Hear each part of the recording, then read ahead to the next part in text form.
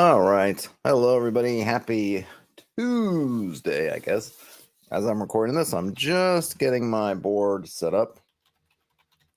I thought, since I posted some stuff on fear mechanics recently, and people seem to respond to same, that it might be fun to try to put together a fear mechanic.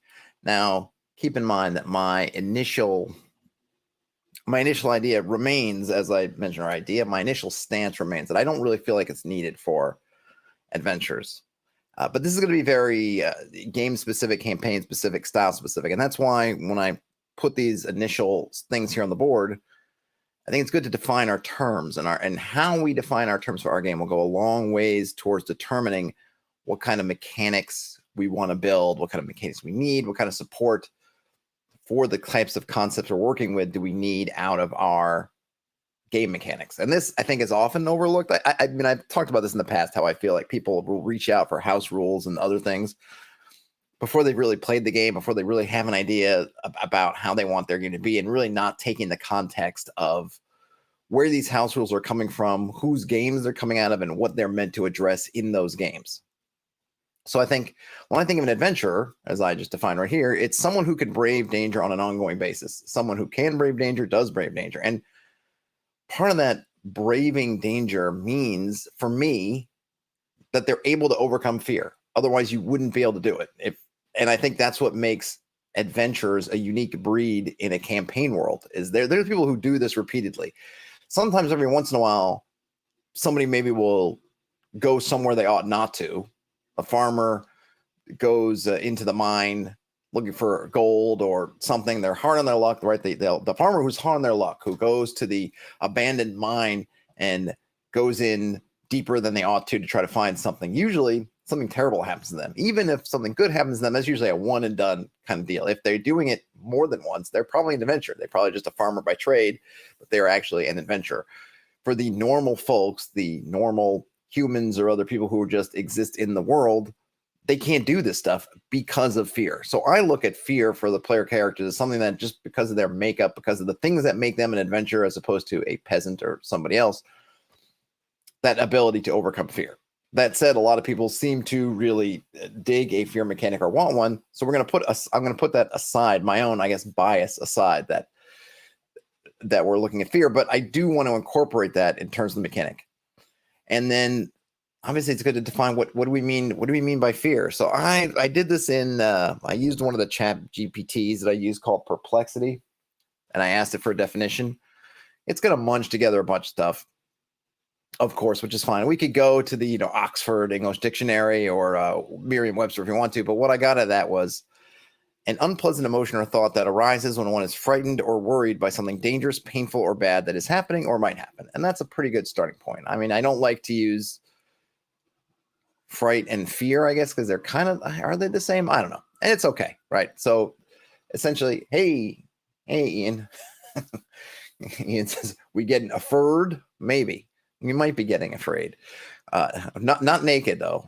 Clothed and potentially afraid. So fear, unpleasant emotion or thought that arises when one is worried by something dangerous, painful, or bad that is happening or might happen. And the might happen is probably pretty important, because oftentimes fear can hit you, and it's not so much, I think, it's in our everyday lives necessarily that something bad that's going to happen, but that there's something bad that might happen. That often doesn't happen, but we're still afraid of that anyway. And then finally, I have over here this term that I've been using, which is dread, which is essentially a measure.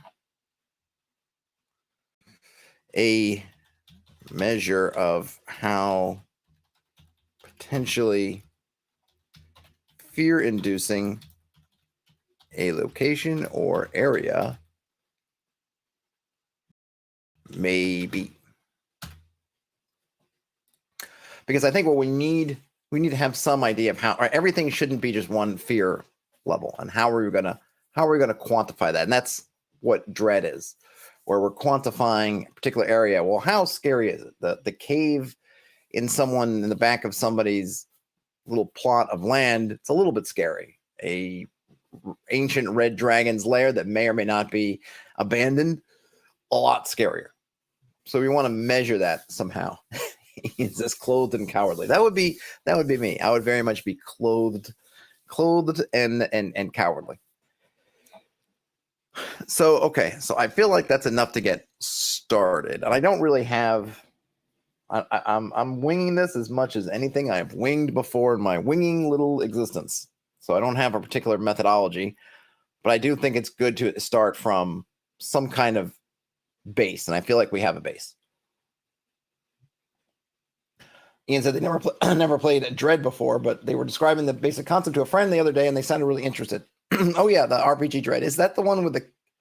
Which one is Dread? Is that the one with the Jenga tower? Right, the candles, something like 7 flames or something. The one with the candles, right? So Dread. It is pretty neat. I mean, it's. I think I've never played it. It seems really interesting for kind of a one-shot fun kind of party RPG with the Jenga tower. I think having the fates of all be tied to one person, and plus it's a Jenga thing. It's always, that stuff's always interesting because people. It's an interesting thing. I guess I'll say it like this, right? It's interesting because oftentimes in RPGs, a criticism can arise when people will feel like certain subsets or for example, okay, well, maybe this will make sense if I can explain it this way. Certain people will say, hey, we're not all great talkers, so you shouldn't reward the great talkers versus the not so great talkers.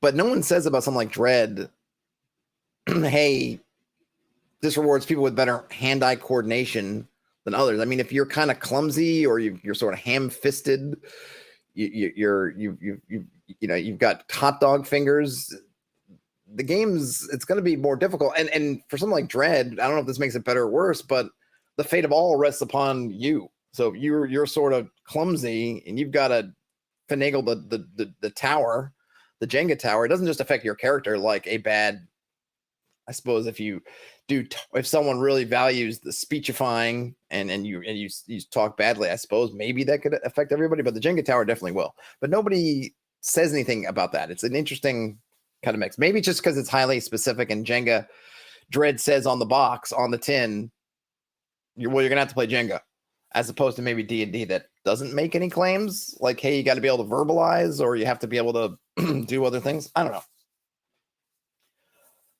He says they wouldn't mix Dread with 10 candles. Sounds like fire hazard. Yeah, that probably would be. As interesting as that might be, probably don't want to put the candles on the Jenga tower. Or you could have, what if you had 10 Jenga towers, each with a candle on top? Pretty good. Okay, back to fear. So we've got this idea of what fear is, and we have to think about now, I suppose, what the game effects of fear would be. That didn't go in there like I wanted it to. There we go. No, not that. Stop it. Yes, you. There we go.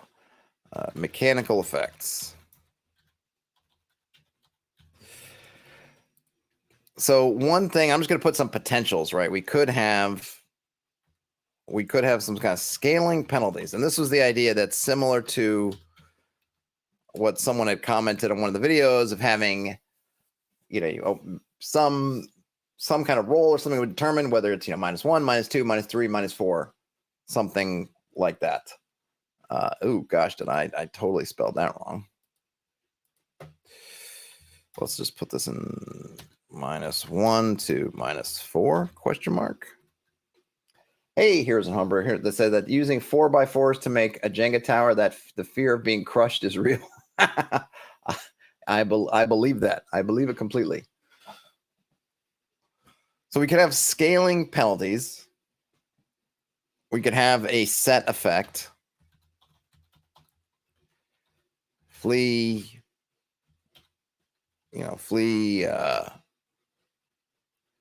cower, etc. We could have a table of effects. Is there any other, what am I missing here? Is there any other mechanical effects that fear might have? Basically, some kind of penalty, some kind of set effect. In other words, kind of like and set effect is similar to what you get in an aura of fear. Fear, okay, what happens when you become in the aura of fear? You miss your save, you go running off, and that's it. There's not 8 different things. Something that I liked and I just happen to have it here, so it's easy for me to reference by chance in Mort Borg. Ian says loss of player control. Well, I mean, I think running scared would be that loss of, like, the set effect would probably be that loss of control in at least in terms of you're doing this. I don't know if I want to get rid of all player control. For example, if they have to run away, or you say, okay, you failed your fear effect, you need to run. I would not indicate which direction. I wouldn't force the player to run in a particular direction. I might say, well, you can't run towards the thing you're, the dragon's aura of fear. You can't say, I run to the dragon. No, you can't do that. And maybe if they tried to do some kind of weird route that takes them, they're trying to sort of circumnavigate around the dragon, I might say, you got to take the most direct path out. But in terms of within that, whatever that arc is that represents, I wouldn't take it all away from them. But you could get specific on what that set effect is, which would be, equivalent to basically a loss of control. Though I want to try to minimize that, as much as possible. So what I was going to say out of Mort Borg, let me see if I can get this to sit in here. Mort Borg has these effects for broken. I really like these little kind of statuses. So they're broken. It's basically when you get to 0 hit points. But they have stuff like falling conscious for some amount of rounds. Theirs has injuries in it, so you roll a d6 and you lose a limb, or you can kind of hemorrhage, or you just die. That's their broken. But I like that kind of concept of maybe having a scaling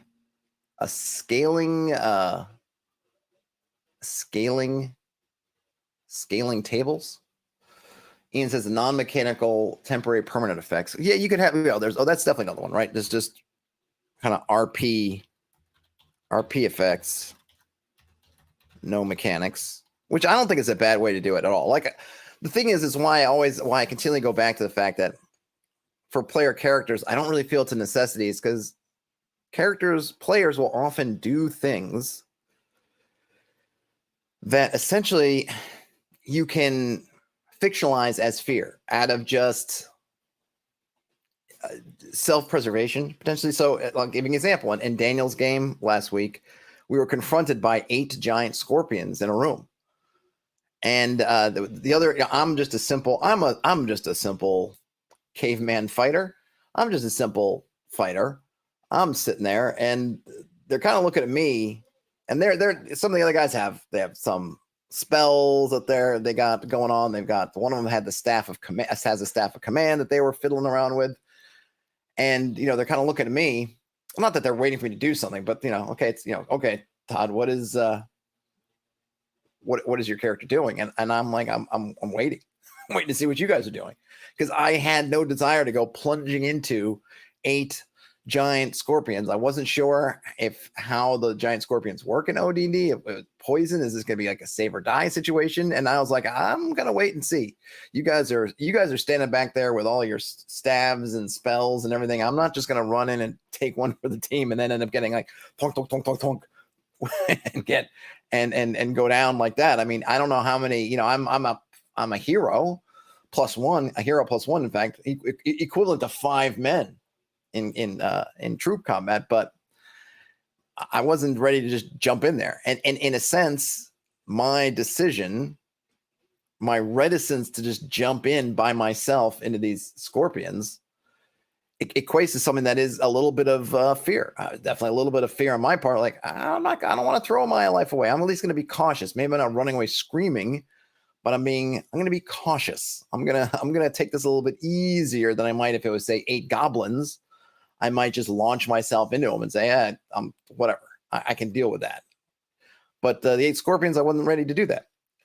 So did Daniel or somebody else need to throw a fear effect on top of me? On top of that? No, I was already doing that. In fact, you could look at all of our behaviors, which were essentially standing back, trying to avoid going toe to a stinger with those scorpions, as a little bit of that fear.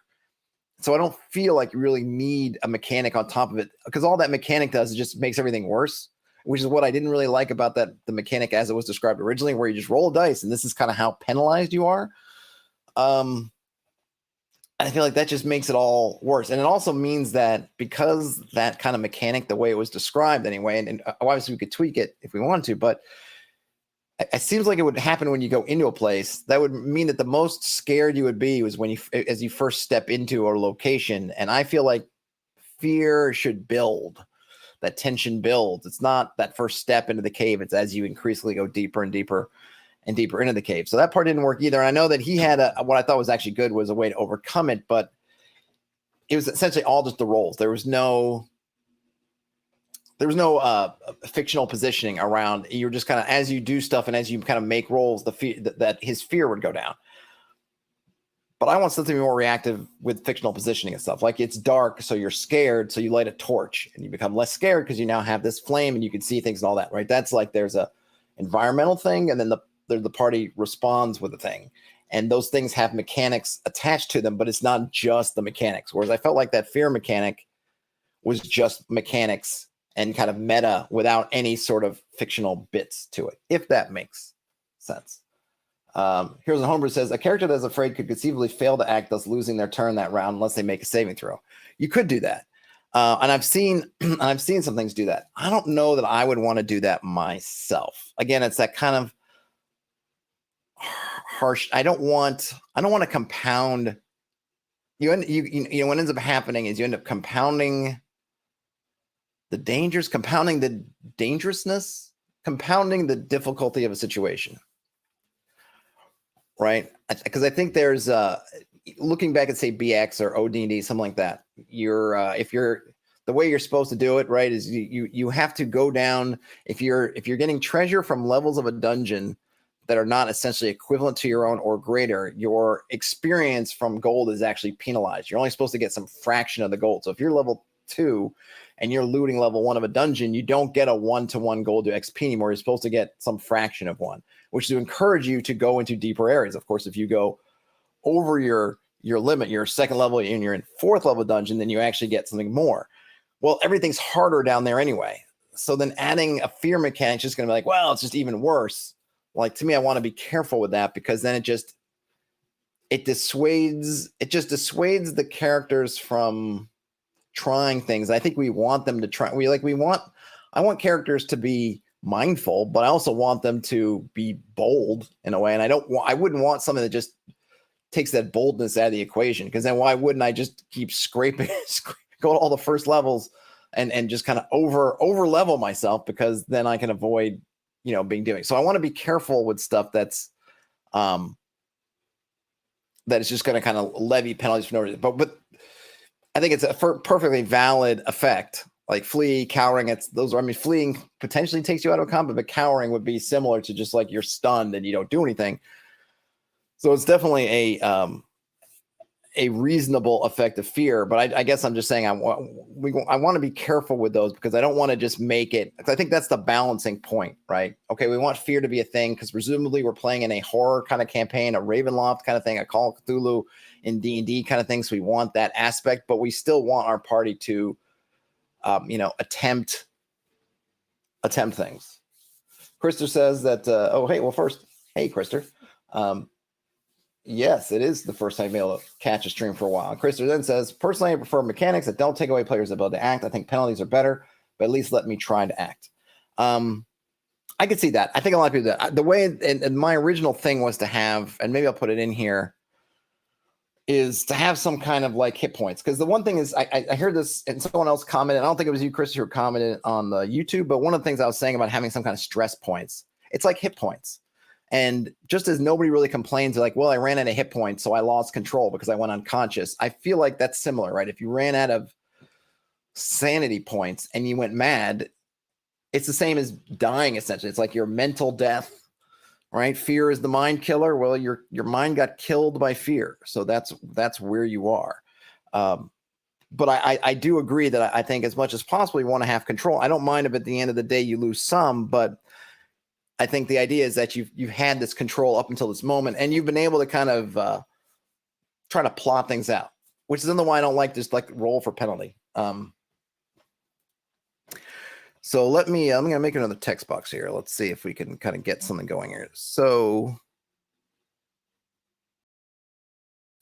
you're being finicky today, Ouija. Stop doing that. Oh, there you go. Okay. Now I want you. There we go. All right. So let's see. So I'm just going to, let's just get into, oh, and Krister says they hate stuns in MMORPGs for the same reason. When I'm stunned, I don't get to play. Yes, this is true. I think a lot of it has to do, again, with like the context of being stunned. Like I said, I think most people don't mind. It's just what happens when you run out of hit points, right? Oh, I ran out of hit points and now I'm unconscious, I'm dying, I'm dead, I'm bleeding, whatever it is. We kind of get it. But you've had control all the way through for the most part. I mean, of course, you can get crit or something else can happen, but you feel like you've had some kind of control over it. Where if it's just kind of a random, out of nowhere sort of stun, it feels worse. And also, like, how long is it happening? That kind of thing. In something like 5e, if you're stunned for a couple of rounds, that can be in real time, half an hour, 45 minutes worth of your game time. I think in a OSR game, that stunned could just be 30 seconds. So it's not necessarily as big of a deal all that way. And this is, cooled down, more dim sum tea for the working man. By the way, I'm in the Northeast and it got cold today. I mean, it's not, temperature-wise, it's not cold, but man, it feels cold. I had to close my window. I had to put on some socks. Goodness. Okay. Level of the dungeon. City of a powerful monster.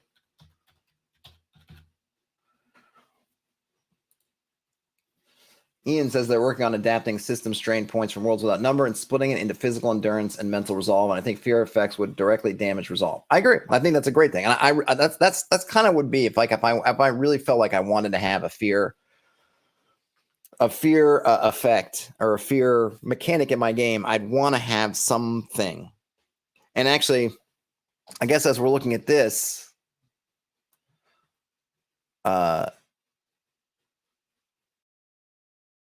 we could look at what's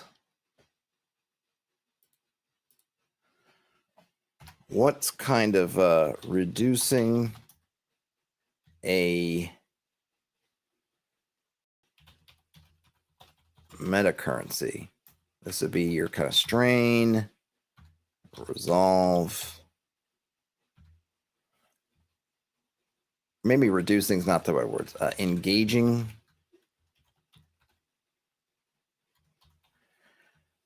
Strain, resolve, stress, sanity, whatever. Here's where Homer says they like the stress mechanic in Alien RPG, but that would mean bringing dice pools into the game. Yeah, I think so. Here's a couple of things, right? So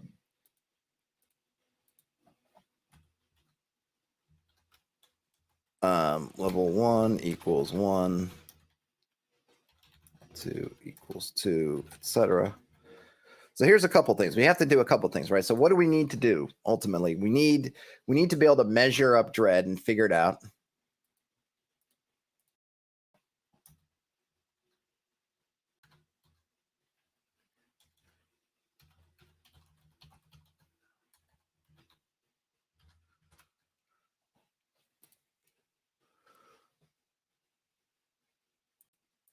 Oh yeah, here's a go.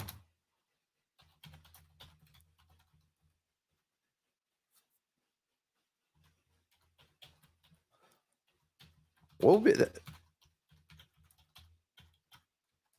Oops, sorry, I don't mean to be silent.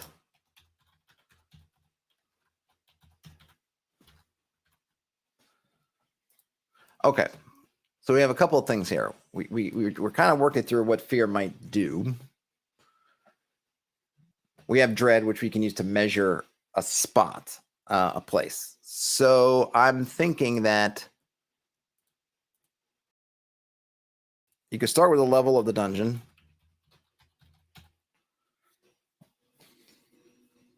You can then use proximity to a powerful monster or monsters. I say powerful, I mean, I suppose, I mean, you can, I'm trying to get these really simple because you can get super in the weeds, right? Okay, orcs. Let's say orcs or goblins. Maybe orcs is better. What are they? For 1 HD, right? So there's 8 orcs. And their proximity you could measure. Maybe you measure it by the amount of the total amount of HD. So there's 8 orcs, 8 HD, therefore within, say, 80 feet of where these orcs are, you start to get this feeling, right? You know, because one of the things is with I feel like with dread, it should be you want your party to be able to feel it somehow. That before they're kind of getting into it, it's like, ooh, this stuff's happening, right? We're not just throwing penalties at them. Okay, you stepped within some radius of these orcs, roll a die to see how penalized you are. I don't want that. So within some area, you're starting to feel, maybe you double it for the amount of for when you get into the passive zone and then the active zone. So the passive zone, let's say it's I don't know, maybe it's 800 feet and the active zone is 80 feet. We can, riff on these, use squares, use inches, whatever you like. Some distance away, it's passive and then it turns active. Inside the passive zone, you can role play as a GM. You could set that context for how dreadful it is. We should also put here, so the HD of the party. Oh, maybe that's it. The HD of the party reduces the threshold. Maybe that's it.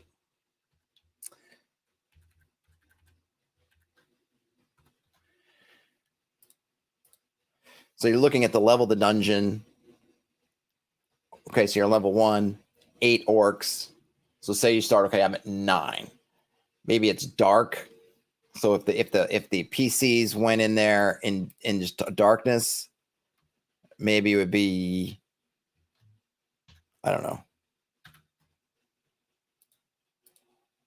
something like that. Let's just say, right? We're just throwing stuff out there. So now let's see, you got level 1 of the dungeon, 8 orcs, that's 9, darkness. Now we're at 11. Now we don't have no idea what this means yet, but we say 11. Maybe I should, let me write this. Let me put this stuff in here too, so that we keep track of this mock-up.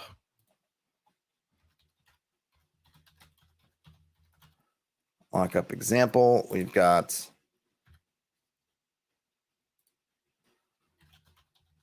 level 1 of dungeon, 8 orcs. And I guess here we'd say, well, what is the big thing? Like, I don't want to count up all the HD on the level. Well, there's a couple of half it, like what it would be kind of whatever the dominant monster is, right?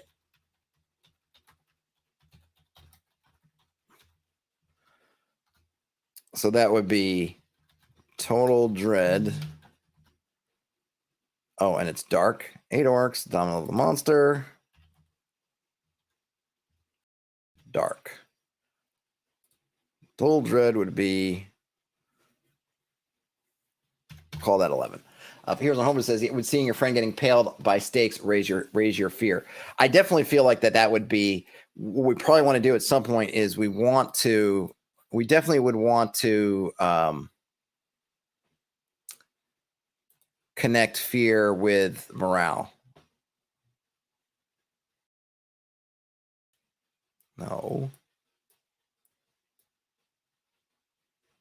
Well, you really are being finicky today.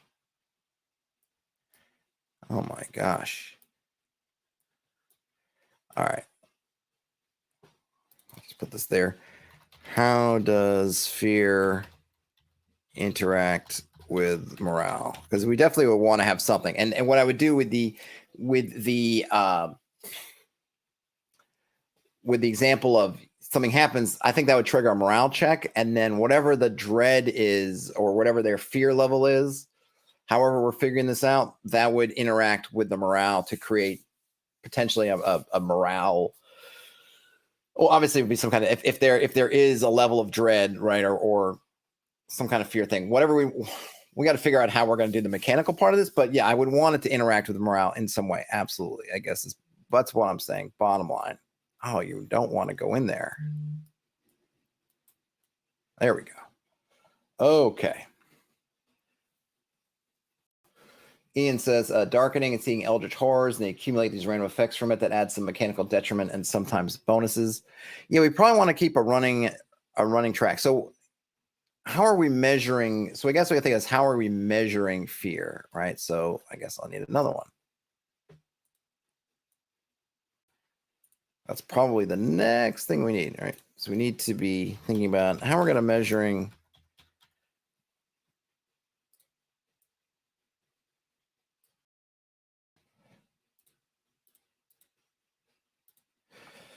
So do we use there's some kind of like a meta currency? I kind of like, this is what I was thinking. Do we use the wisdom attribute? Wisdom's one of those, depending on your edition, what you're playing, you might get some saving throw bonuses. But to me, what I'm thinking of is wisdom as in kind of your wits, right? You're keeping your wits about you. Here's our home that says 2d6 minus dread level equals your morale. Yeah, you could totally do it like that. I mean, though we probably want to figure out like, so let's continue this example. So we've got party, 5 PCs, level 1, 4 hirelings, level 0, lantern. So they would, lantern. So then total dread drops from 11. Maybe you put 2 for 1. So 5 minus, we'll see, minus 5, minus another 2. So that's minus 7. Maybe minus 2 again for 9. And you end up at 2.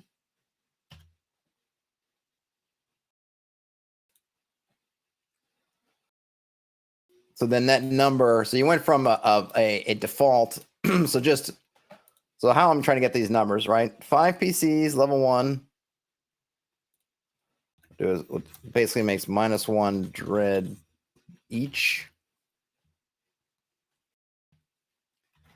-1 dread per 2. Cancels darkness. Hey, RPG Grandma. Okay. So we end up with our little mock-up here. We got level 1 of a dungeon. The dominant monster of the level is 8 orcs. And it's dark. I mean, most dungeons are going to be dark, right? So that we add that together, and the total dread before anybody's done anything, before they've entered it, is 11. But now we have 5 PCs in our party. Each one's level 1, so that's 1 HD a piece, essentially. And so -1 dread for each of those. And then the hirelings, calling a 2 for 1. So there's 4 of them, so they end up getting 2 dread each. They remove, so that's -7. And then the darkness is cancel -2. So you end up with total dread of -2. And then to Heroes and Homebrew's point, rolling the morale check, you simply subtract, right? Your morale check becomes 2d6 minus dread, which in this case, can I do the? No, they don't have like the code view, because I'd love to.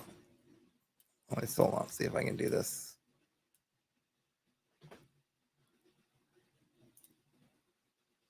Nope, they don't have any. I don't have any highlighting. Oh, I can just bold it. There we go. So yeah, so that becomes actually pretty simple, right? In terms of morale, you take the dread, which is, I think, makes sense. So if you have guys who are super, right, the toughest of the tough, 12, morale now is down to 10, which is still really good. Probably not going to run away or do anything. But if they were, say, at 7 morale, now it's down to 5. And of course, if it's 5 or 3, if you're at 3, well, they're going to run. Not necessarily right away, but at the first morale opportunity, they're most likely gonna bail out. And I think that makes sense. And I think this is pretty easy to calculate because really pick the dominant monster of the level, which would probably be the highest HD monster, or whatever the highest HD monster is, and that's where you go with the dread. Everything else is kind of just great, but you want to pick the total HD. So maybe if there's one manticore, I mean, I don't know, because part of it also, right, we're dealing with horror. It's not necessarily like the horror of 8 things that you know, like 8. You probably, I mean, that's like, look, I'll just leave it up to GMs, but I could see different arguments going different ways. If there's one, say, an undead horror or some kind of eldritch horror somewhere in the dungeon, but then you have 12 kobolds. The 12 kobolds collectively have more hit dice than that other thing, but you're not as scared. Maybe you should be because they're Tucker's kobolds. Maybe you should be scared, but ultimately you're probably not as scared of the kobolds as you are the eldritch horror. So you want to tweet that out. But I feel like, look, that's up to GM. That's up to GMs deciding. You can decide. You as the referee, you can decide what is the thing I'm going to be counting here for dread. I presume you could probably add them together if you wanted to, but you just be aware that if you're adding them together, you're going to end up with some super high numbers, and you don't want it to be crazy high, because I think ending up with something like 2 dread is probably pretty good, because subtracting 2 off of 2d6 rolls a pretty good.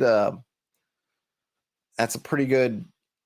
A pretty good modifier. That's a pretty good penalty. Here's our homer says, what if each torch subtracts 1 from the darkness penalty and a lantern subtracts 2? Yeah, sure. Absolutely. You could do that for the, I mean, I don't think for this, our purposes today, we need to get super in the weeds, but yeah, you can totally, I'm just kind of throwing out numbers to try to get a basic baseline for like, hey, this seems reasonable. And I think this seems pretty reasonable in that, you might even think that for this, and the other thing we might want to, like, this is where you want to look at the tuning, right? Maybe you want to give a little bit more.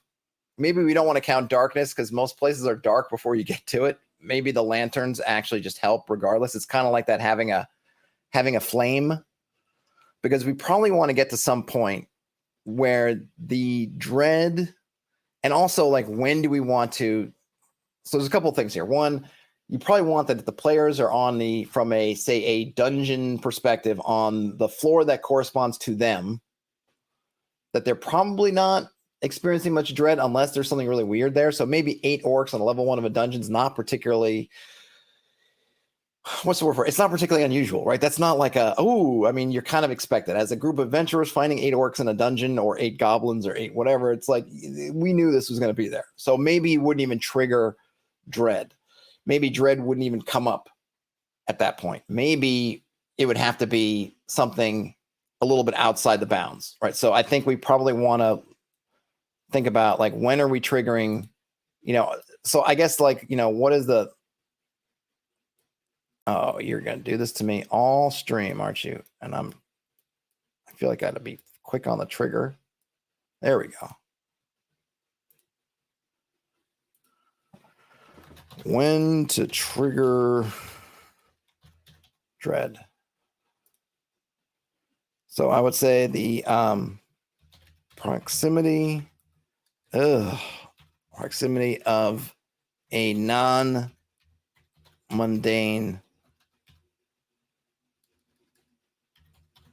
monster. So maybe we would say 8 orcs doesn't actually work for that. We might say that orcs are kind of mundane. I'm going to put, mundane, kind of ordinary monster. Because we're looking for something, we don't want, I think that's maybe where I want to make sure you don't really want to, you want it to be interesting, but you don't want to, we don't want to really, at least I don't want to just make it a hindrance for for players to go in and kind of tackle the things they're kind of supposed to be doing. But I think what's interesting is when you run up against something that's kind of outside their realms, maybe you roll something really weird on a table. And so you're rolling and you get, I've got monsters and treasure. I happen to have it right here. What do we have, like, on the, let's see if we have where are the tables. Hold on a minute. Am I looking in the right book for where oh, you know what? I might not be. Hold on a minute, but I've got it. I've got it. Just need to find it. That's Monsters and Treasure. Underworld and Wilderness. This might have the Underworld and Wilderness. Let's see. So in the monster determinant, yeah. So, and this is where, you know, again, so you could, so here we go. Looking at level, okay, so we're on level 1. So the monster level table for level 1 of a dungeon in the Little Brown books: kobolds, goblins, skeletons, orcs, giant rats, centipedes, bandits, or spiders. Right. So that's that's where you're now. Remember too, I'm looking at this table up here. You're rolling a d6, and the odds of getting a monster that corresponds, this is a wandering monster in this case, corresponds to level 1 is only 33%. There's also a just as high a percentage chance that you're going to end up with a monster from level 2. And then 3 and 4 each have that 16.666 whatever percent. The Dave says, what if the dread effect only happens when the monsters have more HD than the players? I mean, yeah, that's a good way. That's another way to do it, right? If the dread, if the individual monsters, so maybe not 8 orcs, because each individual orc only has 1 HD, but then if it was multiples of another one. But just like I said, the one thing I want to keep in mind, and which is where I think that these, you know, in a game like Call of Cthulhu that has fear, you're usually, I've been told, because unfortunately have not played, I've only played very little bit Call of Cthulhu, right? But you're generally, maybe up until like the end game, you're really not supposed to be just going in guns a-blazing on some kind of eldritch horror. Eldritch horror shows up, you're trying to get out of there with the whatever tatters of your sanity, as many fragments of your sanity remaining as you can. But in a game like D&D, granted, we often say, hey, combat's not the end all be, you don't have to fight them. No, but you often have to at least deal with them. So I don't want to make it more difficult. I don't want to close the menu where you have to run away. I mean, have to. You might want to run away, and often you do want to run away. But I don't want to make it so that every time you run into something that's a little bit stronger than you, there's just more penalties put on, because it's already harder. It is already more difficult. Dave says you may be afraid of something you don't have to fight. Absolutely. But I feel like that also comes from the players, right? Do I need to, if like a horde of zombies show up? So for example, the party, imagine you're in the party, you find a crypt, some kind of, or there's a necropolis, and you find a big stone door that seems to have been undisturbed. A lot of the stuff you've gone through so far seems to have already been robbed by various adventurers before you. But there was a door that looks like it had some kind of seal on it, but the seal's now broken. But the door appears, from just looking at the cracks and everything, it seems to be that maybe the seal's been broken, but it was never actually opened. So then you open the door and there's, 30 undead, and you're like level 1 or 2. Like, it's already a rough situation. You're already probably going, I slam the door, or whatever happens, depending on whatever they are. Maybe it's worse. Maybe it's a mummy or something like that. And what I'm saying is that it's already a difficult situation. So I want to be very wary of just piling on more penalties, because you're already going to be in the hole, right? So I want to make sure as much as I can, because a fear mechanic by necessity is going to mechanically add penalties. It's going to make it harder to face your fear unless you kind of do something about it. But I want to keep that in mind.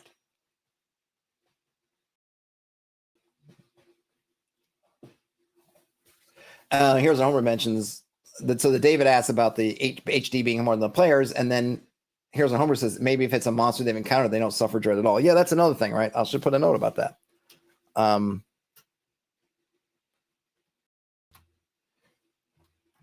A previously unencountered or a new.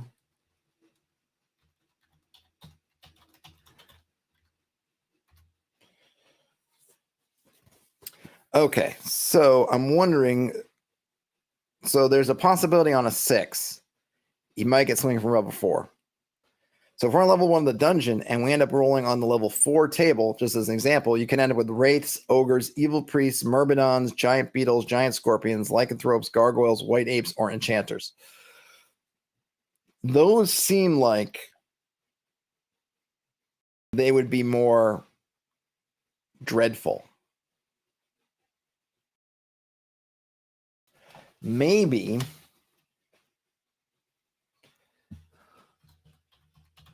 a monster with more individual HD than the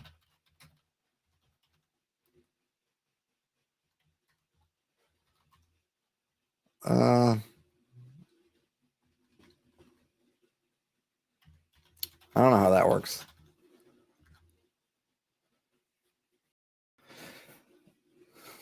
Maybe plus. So maybe that you would incur dread if it was the monster was a new experience and the monster you haven't seen before, and it has more HD individually than the level versus the party. So in order to get, let me see. So a wraith was number 1 on that list. How many HD does a wraith have? And and look, there's going to be. I'm not trying to come up with something that's like, it's not going to be. We're just coming up with rough, right? This is going to be rough. So I'm not worried about having to get everything super exacting and be really tight and seamless, but I just want to get a general idea. So, no, a wraith didn't show up there. Where would a wraith be? Dryads, dwarves. Well, lycanthropes. So a lycanthrope, the weakest of the lycanthropes, which is a werewolf, has HD 4, which would be 2 higher than the you know what I might do? Because I feel like some things are going to be scary, but I wonder if you can use in a positive way. It's another kind of question. Oh, you're going to drive me nuts with this not locking in easy. There we go. No, wait, hold on. Stop. Dread sense. Roll 1 and 6. If experiencing dread from a creature that is known,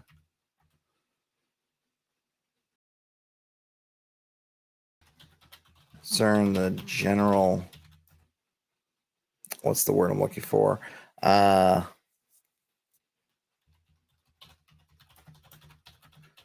I keep spelling things proximity wrong in different ways.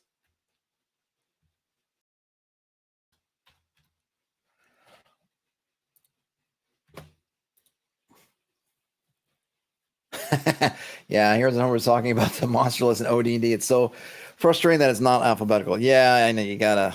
Yeah, I'm not even sure what. Let's see. Okay, so where do? Yeah, so what OD&D does is they put all the undead types together. They're not under you for undead. It literally goes. It goes from giants to skeletons / zombies, then on to ghouls, then wights, then wraiths, then mummies and specters and vampires.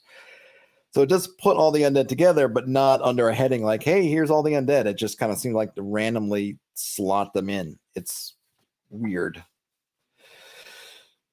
Does not make a whole lot of sense. And I get, that defense that like, well, this is the first time they've done that, made these kind of books. Like, yeah, but they've made manuals, and it's not like the printing press just came out, using headers, alphabetical, that stuff had been around. Anyway, it is what it is, and it is what it was. Okay.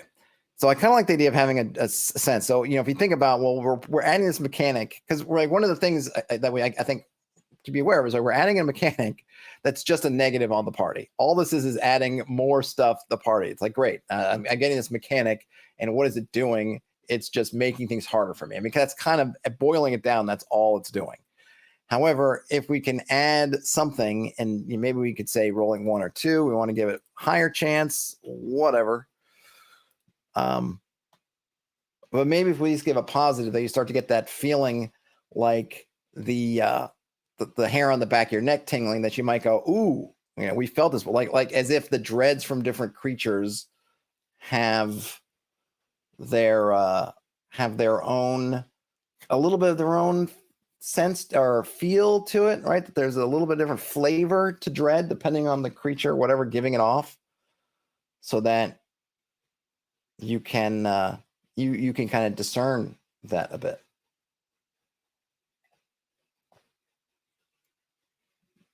The Dave says the way they put it in makes it sound like an oversight, didn't get caught in playtesting. Probably, or I think it just becomes something you just know. Like it's those very idiosyncratic things that I'm sure Gygax, just for I'm sure if you were around to ask him, he might say something that makes perfect sense for him. Oh yeah, well giants, and then after giants, whatever, and something, and then like and then like that's how he had to figure out, or because that's how he had his miniatures lined up, or that's whatever, or it's because I don't even know why, right? Who knows? I'm sure there's some reason for him and his that it made sense. And of course, whenever you do that, and the Dave, you're working on a game, you know this, like you get into your own mode where it just keeps making sense to you. And then it becomes harder and harder to see how it might not make sense to somebody else. And then when you do get that outside thing that someone comes out and goes, well, that doesn't make any sense to me at all. And that you look back and go, well, yeah, I guess it kind of doesn't make sense at all. It's just because I was in my mode. I've gotten those sorts of discussions a lot about kind of like inside lingo that kind of leaks out. Like I had stuff where I was working and we put this kind of insider kind of lingo on the website for visitors, and I kept reminding people, like, they don't know what that means. Like we use that term all the time for something, so of course we all know what it means and it makes total sense to us. But if you imagine coming to the site from outside and you hear this word, it's like that doesn't mean anything. It's not self-evident what this term means. We just think it is because we hear it all the time. And I'm sure that's the same kind of thing. Okay, so where are we at here? We've got, so we want to trigger dread. We don't want to trigger it all the time. We don't want to go willy-nilly. And here's what I'm thinking. Like I am still on my, I want it to, instead of just having a penalty right off the bat, I want to have either it drain or add to some kind of meta currency. I do.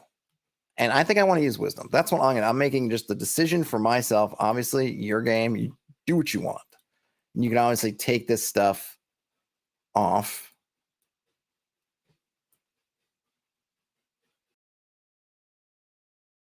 Stop it. Oh, here. No. There we go. Okay. No.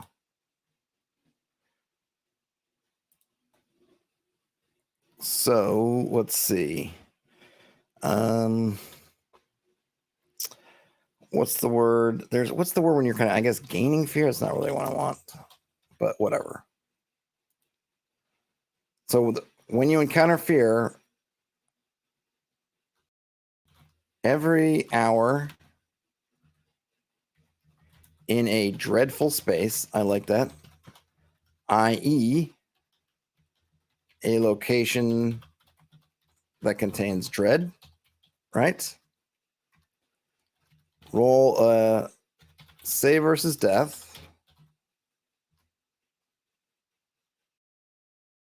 on a failed save.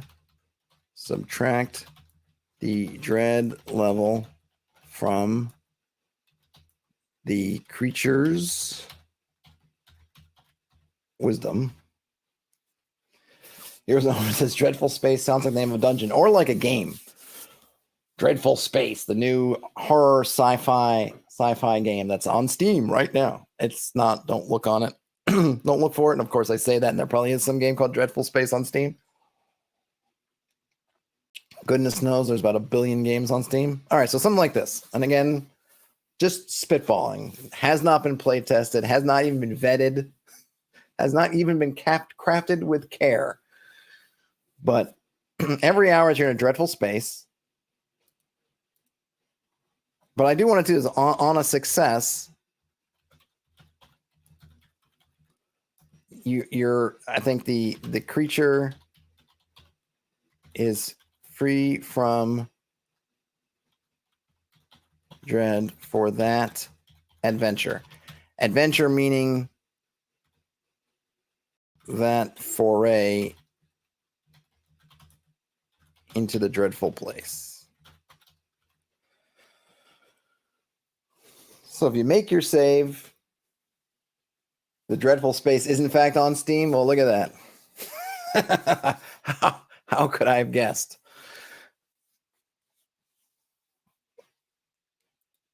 So I would say this, that maybe only for PCs, right? For NPCs do not get a save. They are subject to morale checks. Subject to morale checks modified by the dread. So that's for PCs only. Henchmen wouldn't be as likely to charge a renowned fighter. No, they definitely wouldn't. But that to me is just a kind of a regular morale kind of check kind of thing. But yes, you put that renowned fighter who might have HD, whatever, right, in somewhere, and then maybe, dread can kick in for that. Like it, you can, a lot of this, right, I'm kind of spitballing stuff, but it's all to be configured for you. So this dread could easily be, because we're thinking in terms of, horror kind of dread, but it's also that effect like in Lord of the Rings that, Aragorn had when he seemed to fully kind of go into hero mode, and, the enemy would quail before him, right? That's also a fear, but that's a different kind of fear. You could totally have that as a similar sort of thing. Maybe, fighters of hero level or more, you could also have some kind of effect, or we can riff on this a bunch. And you can, of course, dive into the details. I'm just trying to get sort of a general thing that we can look at and say, oh, this might work for us. Maybe with some tweaks, this might work. As Heroes of Homer said, maybe you could take the strength and charisma modifiers of the fighter and subtract from the henchman's morale check. Yeah, though I would probably do level. I like to lean on level more than their attributes. Simply because I don't, I find for myself, I really appreciate with the more old school games where your attributes gave you some nice little bumps, but they weren't all encompassing, as opposed to something like 5e where it seems like you have to have high attributes to make things work, at least in the kind of meta conversation. So I would prefer just to go either with the level, just kind of straight up with the fighter level, something where the fighter level subtracts, which is already good. And it means that at a high level fighter, at level 10 fighter, only the hardiest creatures or hardiest henchman types are going to want to go near that kind of guy. As Dave says, it makes skill feel earned. Yeah, I don't want a guy rolling up with like, I got 18 charisma, 18 strength. And I know that depending on your edition or what you're playing, that might not be that high of a modifier. And then it doesn't actually tick upwards. But remember, if we're talking about don't want to fight this fighter because of his renown, well, the renown isn't how gorgeous or how impressive he looks. It's that reputation, which to me is all about your level. You've gone and earned whatever name.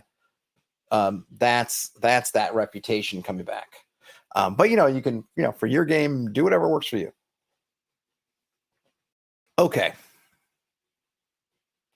So for creatures, I'm talking about kind of name creatures, player characters, NPCs of some. So now when your wisdom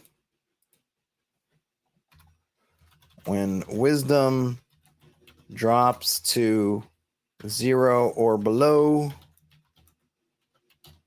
the creature becomes witless. And they have to enter the Witless Protection Program.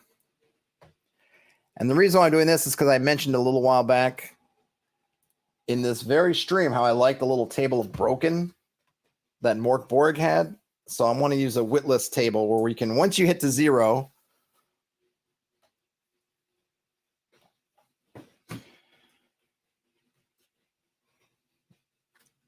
then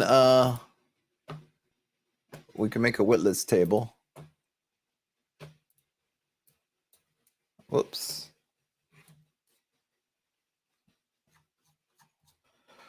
Let's see. I don't like when I got to fight the interface a little bit. So you gain the witless condition.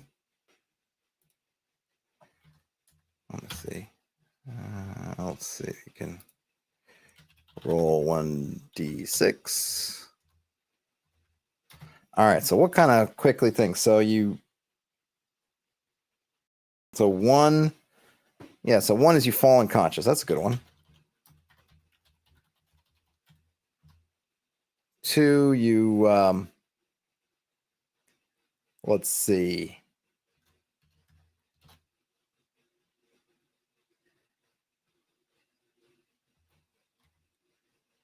You kind of cower for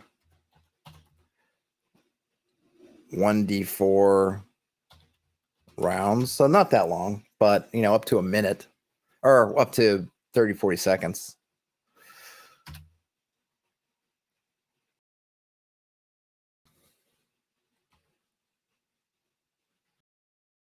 I'm not sure what's worse. Run screaming.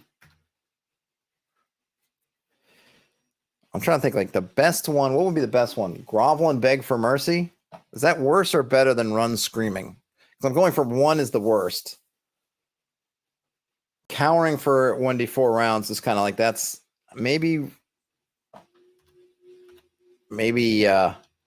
yeah, I'll put that there because no one likes to grovel. And I'll also put like pray. Because if it's undead or something that's non-intelligent really, but it's just overwhelming, like you might just start groveling and praying because if it like so it's some kind of weird ooze or something that did it.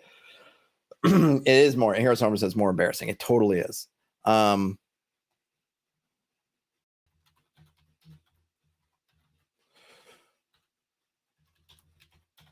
By withdraw in good order, meaning that you'll back away, right? You're backing away. What will be the last one?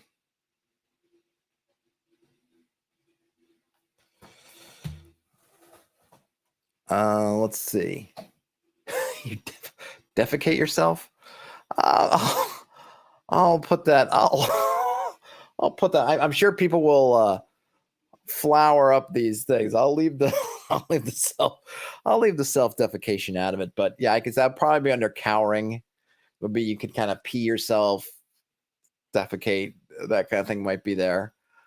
So okay, so we got fall unconscious, cowering, groveling, run screaming, withdrawal in good order, or I don't know, withdrawing in good order might be the best one, or maybe act with a -2.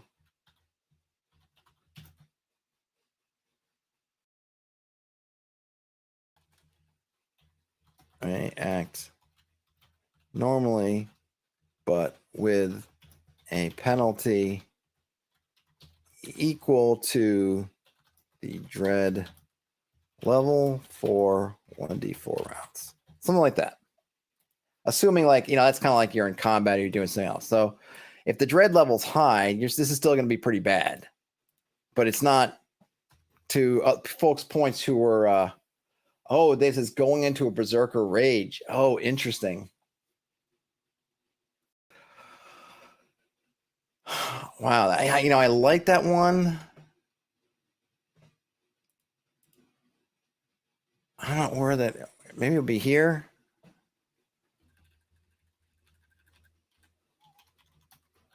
One before.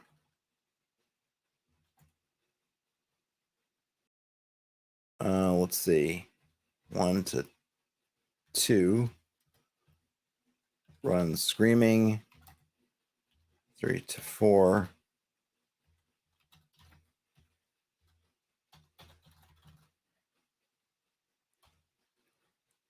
Enter berserker like rage. Save.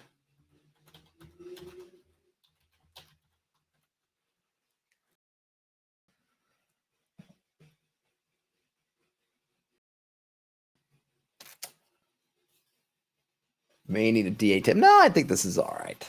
I mean, yes, you probably could. Yeah. I mean, yeah, I could fill up a bigger table. Yes. Or I could go 2d6 or something, or even D66. I'll stick with this 6. Obviously, folks can take this, and if you decide to use this in your game, you can create. I mean, that's kind of the idea, right? Is take this and use it up.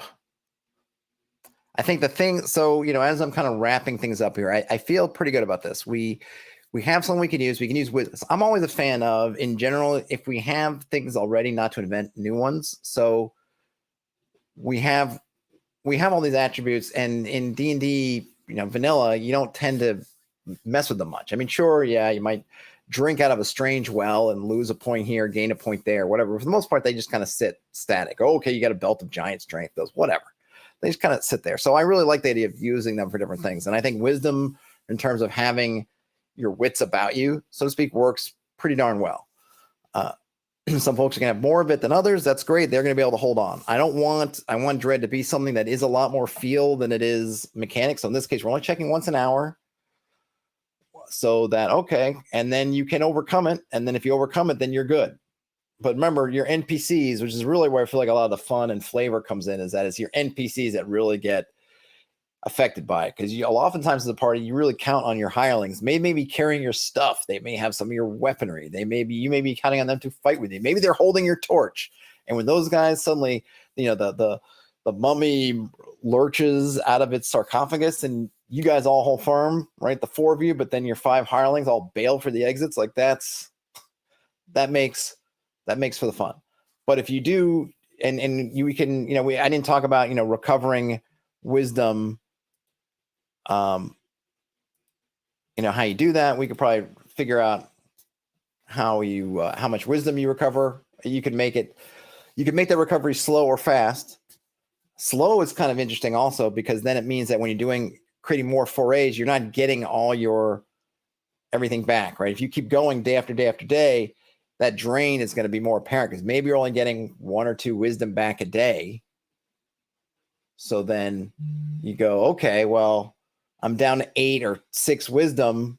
We're going in again. Now that margin keeps decreasing over time, because we're going in the dungeon. Most OSR games are not just going dungeon once in one sitting and then running off somewhere else. So we're going in a couple times, which means that this is going to be something that is going to have that kind of creeping factor of, sure, you did okay, but now you have to go back, and that pool, that resource of your wits is draining day after day as you keep going through. And what happens when you get to the bottom? You can roll a d6. People love those d6 tables. You are now witless. You can change it to be something else. I like witless is fun. And then you can figure out what happens.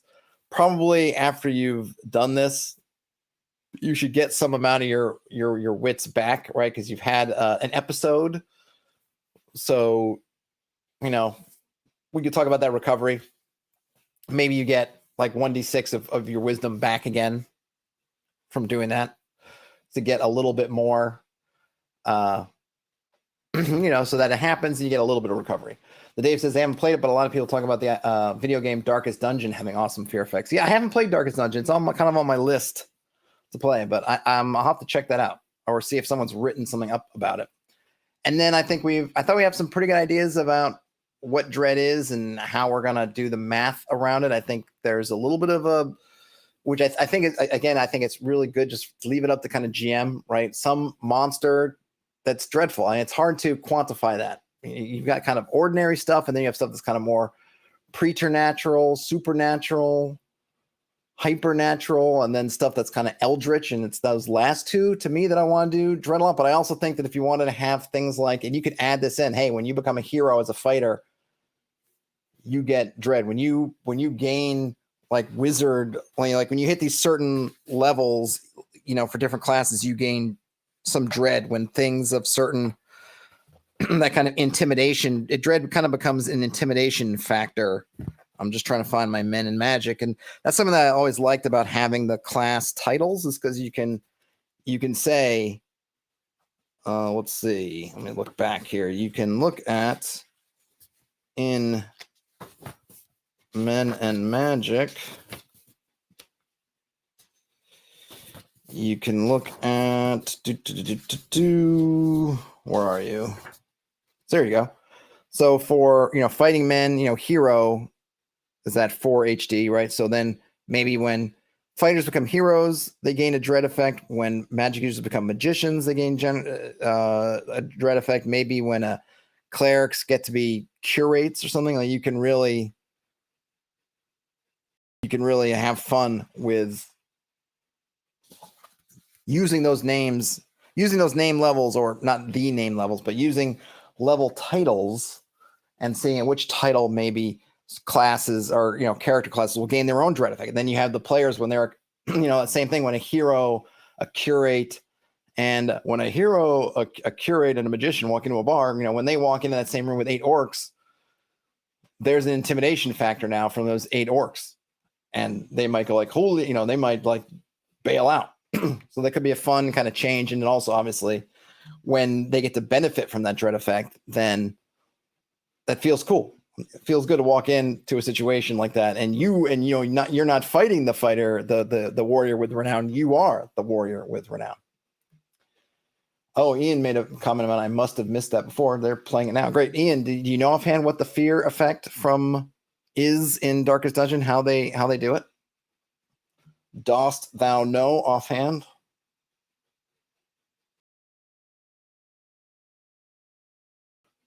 And hast thou slain the Jabberwock? Come to my arms, my Frubju's son. I think. No. Is it that it?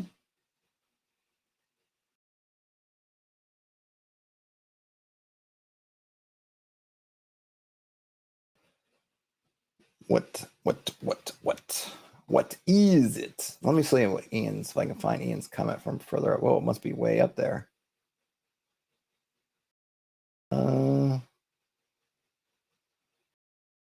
No. Oh, here it is.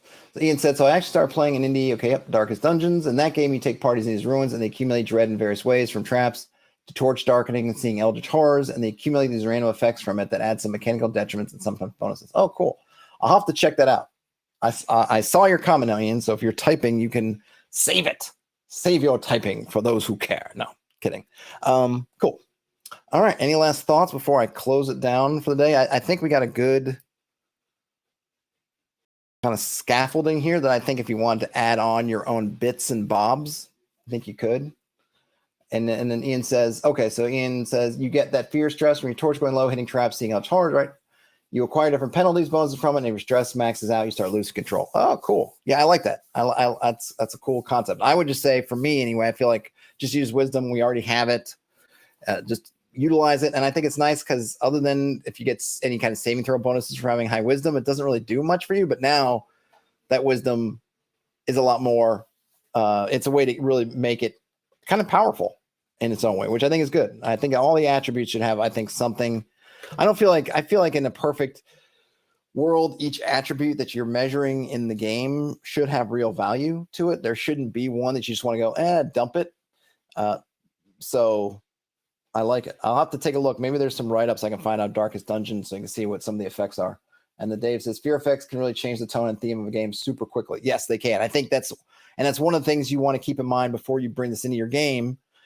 Like I said at the beginning of the stream, I feel like sometimes folks just throw house rules kind of willy-nilly into their game without really taking into account what those rules are for, what they're trying to do, what their game's about. Know that these kind of things are going to make your dungeons more difficult. They just are, because you're going to go in, you're kind of putting the party at a higher disadvantage than they are normally, right? Because oftentimes when dread becomes involved, they're rolling for some kind of they're going to be in my case, in this case, they're kind of they're rolling down a stat, but then at the bottom they're going to hit bad things happening. So that's another sort of disadvantage. So you want to make sure that you're using it for the right kind of campaign where you want to encourage the right kind of play. If you really expect your party to be full of daring do and do all kinds of stuff, you probably don't want a dread mechanic. That's probably going to cause the thing to slow down. People are going to leave, they're going to want to leave the dungeon. If your party's falling unconscious and they're cowering and they're groveling and begging and their wisdom's all shot, because they've all gone witless at different points in the level, they're going to leave. Even if their hit points are full, they're going to be like, we got to get out and recover. So it's going to slow things down. It's going to make things harder. You may want that in your campaign, or you may look at it and say, my party is already reticent to go into the easy places, the places that don't seem to be that difficult. So why not? So I'm going to add this on top of it. It's just going to make them more hesitant to go in. So be very aware of this kind of thing when you're adding it in. Make sure make sure it's what you want, and talk to your party. That's the other thing. Talk to your players too, right? Don't just, oh, I like fear, so I'm going to throw it in there, because their players are going to have to deal with it a lot. And, make sure everybody's on board with that. But I think in kind of a horror, a campaign that really is focusing on horror and dread. And the other thing is, oftentimes with a Call of Cthulhu type game, the party feels really driven to confront or prevent the horror from happening. And oftentimes in D&D games, it's not necessarily the case with everything, right? With the big bad guy, sure. Okay, we got to stop the cult of Orcus from bringing Orcus in the room. We got it. But there are lots of other things in there that kind of you don't have to deal with. So doing something like this is going to potentially make them less likely to take on those side things that aren't super important. And if there is nothing that's super important, then you could see your party kind of end up waffling around, not wanting to take on any challenge because it feels like too much. So definitely use with care. And I will try to write this up into something, and I'll throw it up somewhere. I'm always thinking first, there are folks who support me as channel members and patrons on Patreon. And if you feel like supporting me, you can go there to either of those spots. So I'll probably maybe I'll put it up in some kind of form for them, but I'd want to tune it up a little bit more. But I think if you wanted to grab this stuff out of here, and if you've been following along in the stream, you can easily pull out everything. I think there's a good basis for something workable here, I think. Let me know what you think.